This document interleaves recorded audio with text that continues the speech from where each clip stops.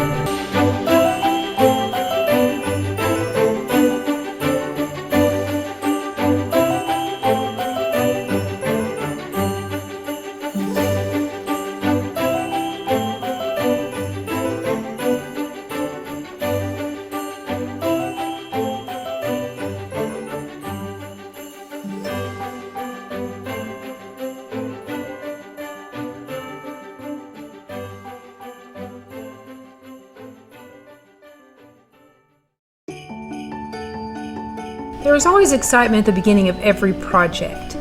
This project is going to start with a sweetheart bodice. It's called a sweetheart bodice because it has a heart shape in the front. I believe I'm right. If I'm not, be sure you comment and let me know. So I'm going to take measurements of the front and the sides as well as 2 in the back because I need as many pieces as possible to make it fit really well.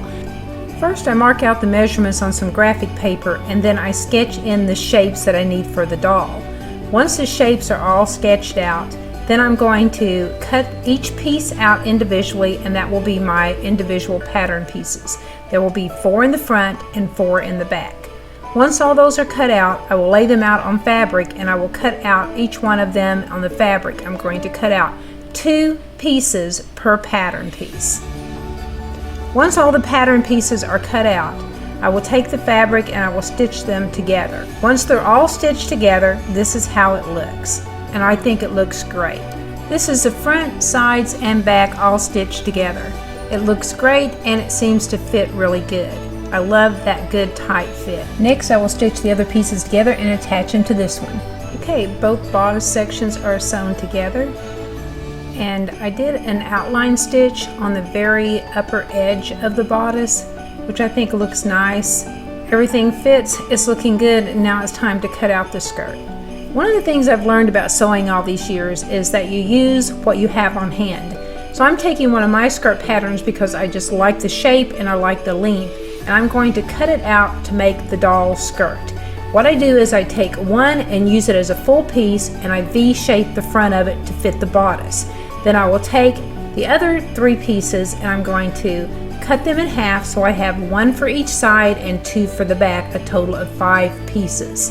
Once all the pieces are cut out, then it's ready to be sewn together. To hem a round skirt, this is the way I have found that is best to do it. If you know a better or easier way, I would love to hear your suggestions. But what I do is I take a metal ruler, or any ruler actually, and I decide the length I want of the hem. Then I take some tape and I tape off the measurements. Say on this one I wanted it to be half an inch. So I tape it off at a 1/2 inch. Then I lay the ruler down and pull the fabric up over it to match that measurement, and then I can pin it. And I will do this all the way around the skirt. This is a bit time consuming and I would love to have this speed change so I can speed up my own life and get this thing done, because once you have this thing pinned all the way around, you're going to have to double it. And sewing can be like that. You're going really nice and smooth like a Sunday drive and then bam, a car hits you and it's a complete wreck. I sewed the hem on the sewing machine because I'm going to cover it with the lace anyway, but it turned out really good. And now I just pin the lace down along the edge of the hem. Alright, the lace is all stitched down, and now what I'm doing here is I'm taking my ruler and I am measuring 1 inch above the lace, and this is where I'm going to do an embroidery stitch. I know, I'm just so fancy. Okay, using my sewing machine, I embroidered on this stitch that's like little flowers, and I just love this stitch, and I think it looks great on the hem of the skirt. It just adds, like I said, a little fancy. Remember earlier when I told you that everything can go really smooth and then all of a sudden, bam, you get hit by a car? That's the way the zipper was. It took me 2 tries to get the zipper in right, but it came out good in the end, so oh well, a little extra work. Now it's time to do the hand stitching of the bodice on the inside. Okay, time to sit back, relax, and do a little hand stitching here. I'm using a blind hem stitch to cover the raw edge. This looks so nice after this is done, and it also allows me to have 2 layers of fabric. So when I start attaching things, the thread will not show through. It'll only go through the first layer but not through the second layer, and it just makes it look really nice and professional. And since I'm making this for my mom, I want it to look super good. Normally this is the way I do everything that I make, because I make these for customers and they have to look good. I mean, I can slap these together, I can glue them together for myself, that's fine. But when it comes to customers or somebody special in your life like your mom, you want it to look nice. So that's exactly what I'm doing here. I found some really pretty lace and decided to cut out a section of it and stitch it on the front, just to add some more of that, you know, fancy. So here, I cut out a little piece out of it, and then I pin it to the dress. Next, to give the dress that poof, I make a petticoat without the wiring, or some people actually call these can-cans. They're actually made out of like a netting or a tulle, whichever you want to call it. And I use 2 layers of them, and then I hand stitch them to elastic. Works out great, makes a nice little poofy skirt. Okay, now that the poofy skirt slash can slash petticoat is done, I'm going to try it on the doll and see how it looks and if it's going to give the dress the poof that it needs. Because in order for it to look Victorian, or the kind of gowns that they wore at balls, it needs to have like a big poof, you know? Okay, the poof looks good, so moving on, and now it's time to do the hand stitching of the lace design on the front of the dress. This takes quite some time, I mean quite some time. But this is where it's nice to have this double bodice, because I can go through the first lining of fabric and not worry about it going through the second section, or at least I hope not. 2 hours later. After all that hand stitching, I was in need for a break. Moments later. Much later.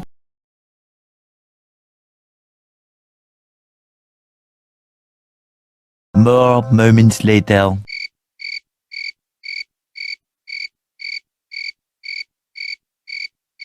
7 hours later. Alright, I guess break's over. Time to get up and get back to work. Here I'm adding 3 blue ribbons with little beads on it. I just think they look really pretty. And this adds a little more savoir-faire. That's more than fancy. Next, I pin them on and then I hand stitch them. 1 hour later. Bows are sewn on. I did not go through to the back layer. Now we're ready for the next step. Because I didn't think it had quite enough of that Victorian savoir-faire, I decided to add some lace to the shoulders that will connect on the bodice and onto the back. So because I guess I just like to hand stitch, I stitch the lace at the shoulder, just giving that little peekaboo look over the shoulders. I also stitched it to the front bodice, and I did the stitching of it onto the back. Many unbearable hours later. Okay, yay, the lace on the shoulder is done, and it is just oozing with a savoir-faire. And because you can never have too many bows, I sewed some bows on the shoulders as well. I didn't like how the lace was just sticking up in front of the neck once I got the shoulder lace sewn on. So I decided to do something else to it. First I thought about folding it down, but then I decided not to, and then of course I just added another bow, because again, you just can't have enough bows. And I attached some white ribbon so that I could tie it around the neck and it would look more natural that the lace came up at the neck. For the doll shoes, I had ordered some black heels off of a shop from AliExpress. Then I cut pieces of lace that I had also used on the dress, and I attached them by hand stitching them onto the shoes. I bet you can't guess what else I added to the shoes. How'd you guess? I bought this umbrella a while back, probably almost a year ago, from AliExpress. It's a doll umbrella, and just never really did anything with it.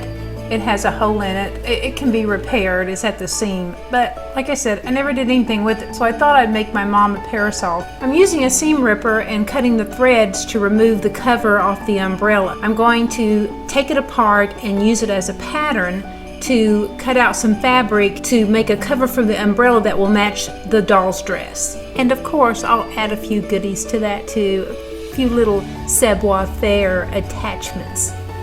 After I made the pattern and cut out all 10 pieces, okay, now let's go sew us an umbrella. After all 10 pieces were sewn together for the umbrella, I decided to add some lace around the edge. So I took what lace I had left from the pantaloons that I had made for the doll earlier. If you guys missed that video, I will post it at the end of this one or in the description box, or both. Anyway, I cut this lace, trimmed it down, and stitched it around the edges of the umbrella. I've made parasols before, but not umbrellas. And this one's more of an umbrella. And believe me, it was not the funnest thing to stitch these little caps on here and to get to hold them in place correctly. It was an experience. For a little added decoration, I decided to string some beads and add a heart charm to the top of the parasol. It turned out really cute. Alright, now we're done with everything and it is time for the great reveal of Mama's doll.